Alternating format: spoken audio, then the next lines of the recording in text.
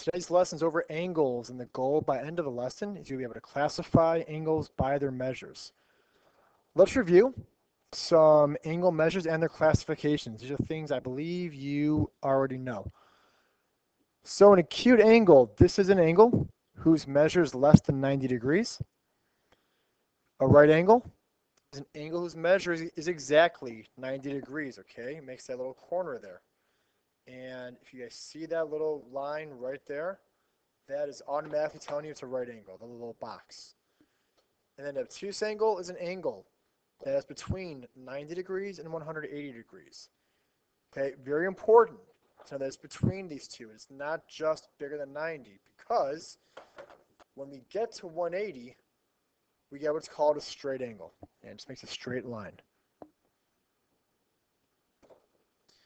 We have some angle pairs, okay, that fall under, one definition. So we have complementary angles.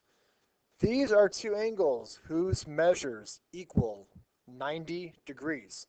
So in that diagram, we have the big drawing right here. It's a 90-degree angle, but it is split in two by the line right here, by that ray, I should say, making two angles that are complementary. A couple ways to remember this term. Okay, complementary, think of that hard C sound. We've got a corner that's made. Another way to think about it, we'll say this: Mr. Kreinberg compliments you. So there's that word. By saying you're right, making that right angle.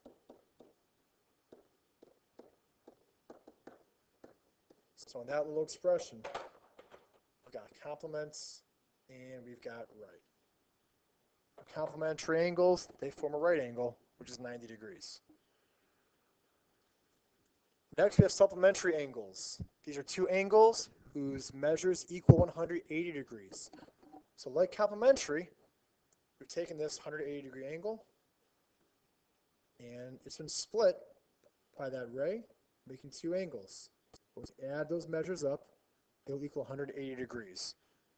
The way to think about this, supplementary angles form a straight angle, SS. So you'll be asked problems like this. If angle 1 in this drawing is 37 degrees, what is the measure of angle 2? Looking at that drawing, we see that angle 1 and angle 2 combined make a straight line, or 180 degrees. So if angle 1 is 37 degrees, angle 2 is something. We have no idea what that is yet. But when we add them, we should get 180 degrees total. So it's a one-step equation. Subtract 37 from both sides. And that will give us 143 degrees. Kind of hard to see there. So angle 2 is 143 degrees. Now down here, angle 3 is 27. What's the measure of angle 4? So look at the drawing. We've got complementary angles. Okay, there's that right angle symbol right there. So we add them up, and we should get 90 degrees. So we got to figure out what x equals here. Subtract the 27 from both sides.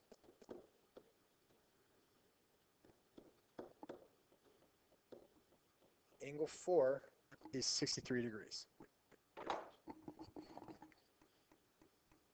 So now we combine a few things in this last problem. A little blurry. We've got three angles there, and their measures are x, 2x, and 3x.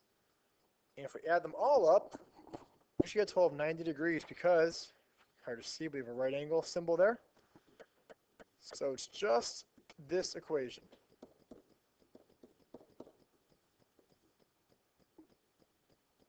Combined like terms, x, 2x, 3x makes 6x total. Now 6x equals 90. Divide both sides by 6. X equals 15 degrees. Easy to check this one too, especially with a whole number. So we're saying x is 15.